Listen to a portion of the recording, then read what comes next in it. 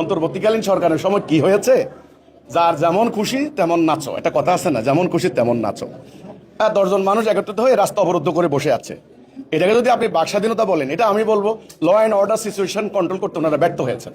সেটা বলেন না বাক স্বাধীনতা, এটা না। বাক স্বাধীনতা হলো আমার যেটা কথা বলা উচিত সেটা আমি বলতে না পারার, আমারে কণ্ঠরোধ করে ধরা, আমার অধিকার বলা, আমার কষ্টের কথা বলা, আমার দুঃখের কথা বলা, আমার বেদনার কথা বলা, আমি যেটা পাওয়ার কথা রাষ্ট্রের পক্ষ থেকে সেটা না পাওয়া।